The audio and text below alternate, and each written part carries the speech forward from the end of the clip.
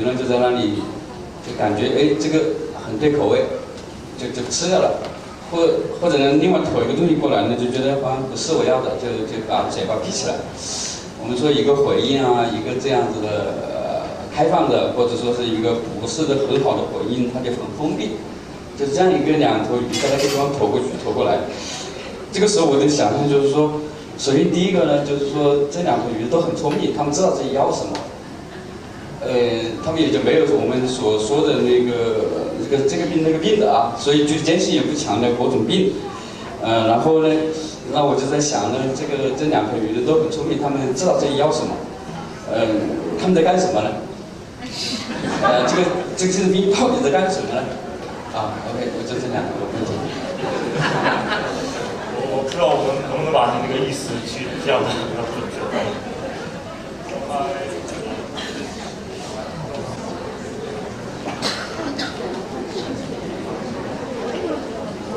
Well, I'm not sure I'm really understanding the question, but the first part of the question, what do I think of intersubjectivity theory?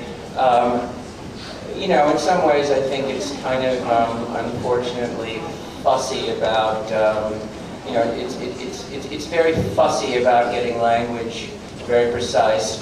It cares a lot about philosophical accuracy and phenomenology and things that I don't really know very much about. So that part of it doesn't really touch me much personally. But what I am greatly moved by and compelled by and agree with is the powerful insistence that therapy is created by two people, that there is no objective position from which the analyst observes the analyst or the therapist as part of the system. I think all of that is great. I also think that the need of the therapist to decenter and give him or herself over to the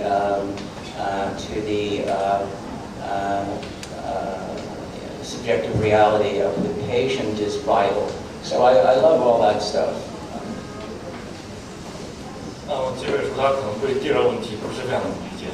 然后先说一下第一个问题，就他个人认为，他个人认为这个自己他个人认为这个主体间这个理论的话非常的晦涩，很难用语言去讲清楚，它可能非常晦涩。而且这个里面的话有很多这样的哲学的一些观点，解释学、现象学这样的。那么这位他自己对这东西也不是很了解，所以他感觉这部分他感觉没有什么感觉。然后，但是有些东西他非常的同意，他非常的认同，就是这个理论，他认为这个治疗是由这个治疗师和病人这两个人共同去决定的。那么存在一个中间的一个相互作用的这么一个场合一个系统。那么他也非常同意，我们作为治疗师应该去把自己那种那个架构去中心化，就是放弃把这个架构作为一个视角的一个中心。而去放下自己，去关照这个病人的个人的这个主观世界，这一点他肯定非常同意。I really didn't understand the second half of the question, so I don't know if I should try to answer a question that I still don't understand. 那么这位说他第二个问题他实在是理解不了，所以他不回答他的这个问题。这个我们翻译主要是把这个意味我们翻译不出来，不好意思。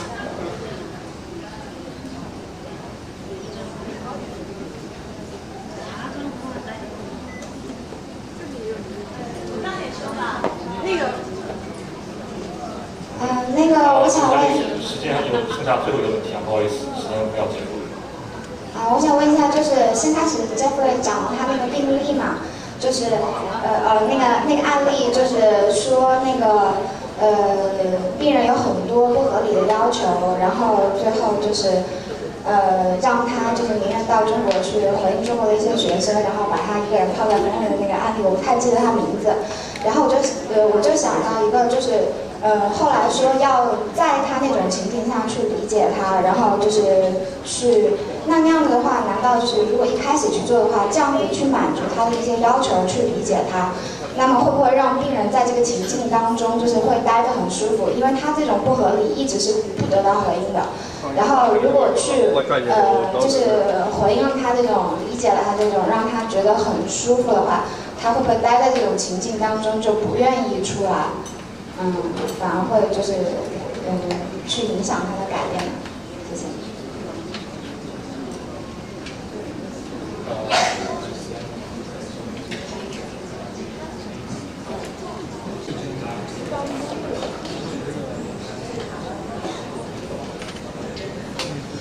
It's a great question, and a great point.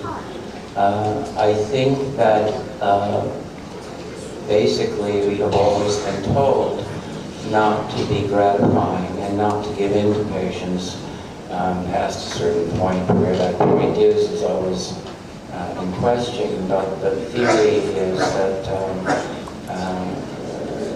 my training certainly took a negative view of bending to a patient's demands, especially for responsiveness outside of the boundaries of the session, phone calls, etc.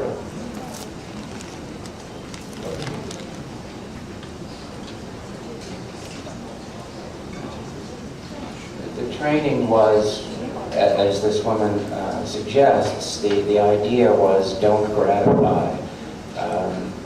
If you gratify the patient's demands, the patient will not grow up, will not change. So I just wanted to say that. I don't know. 那么这位说你这个问题是一个很好的问题，当然我们都被这样去教导过，就是不要去满足病人这样的一些愿望。当然是他指的就是这样的，在这个治疗界限之外去满足这个病人在这个治疗之外的一些愿望，去满足这个愿望的话，他这个病人的话可能会停在他这样的一个满足中，而不去真的不去成长。Intersubjectivity theory takes pretty much the opposite view. It sees the patient's demands as replacing thwarted developmental strivings, and it believes that the therapist is willing to try to understand the demands in terms of what those frustrated developmental strivings might have been. I need someone, in the case of Maria, I don't see you enough, I get too anxious there. That Maria never had a mother or a father who provided the kind of minute-by-minute soothing that occurs developmentally.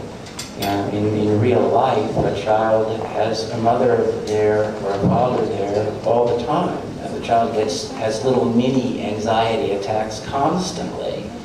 And so those mini anxiety attacks are continually taken up and resolved in the course of a normative development. She didn't have that, so just being waiting from session to session wasn't enough for her. And I just saw her initially as misbehaving, basically. But she was trying to tell me that I needed to understand that her whole anxious personality had to do with this absence of the continual presence of a soothing self-object. When I started to understand that, she started to call me a lot less.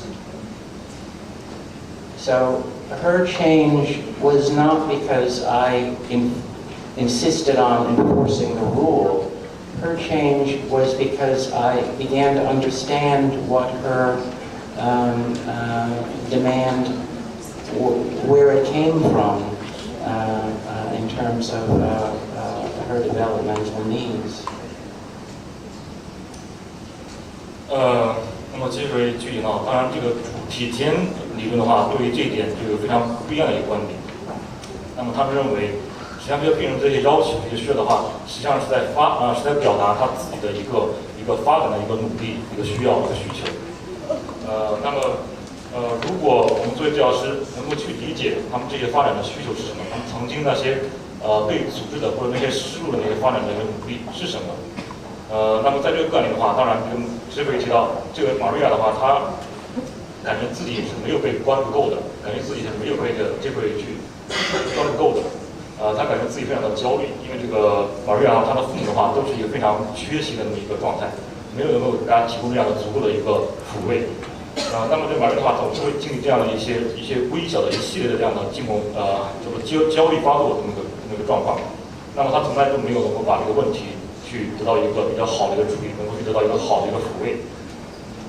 那么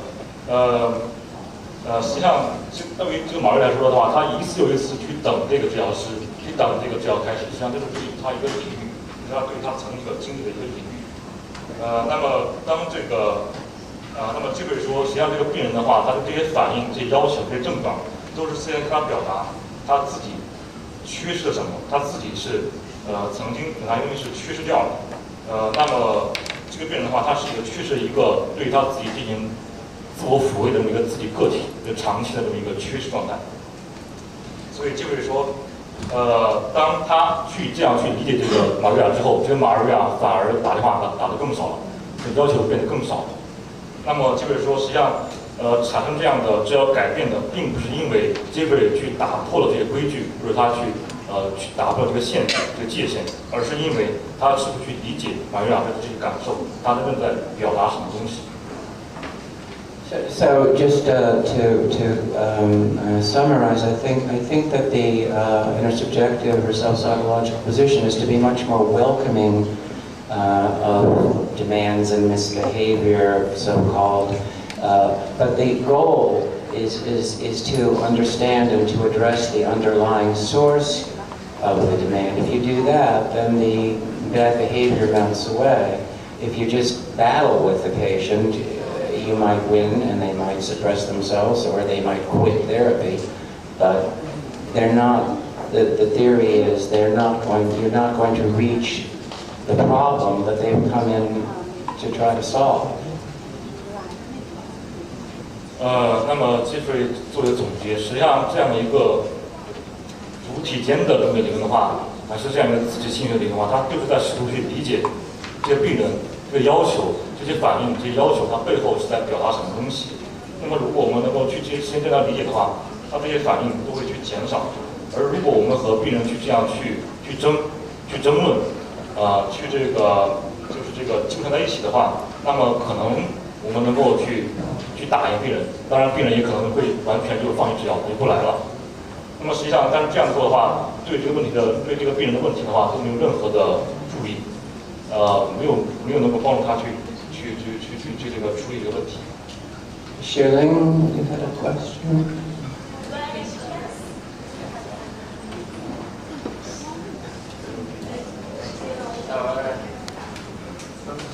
Okay, well, thanks. 谢谢大家。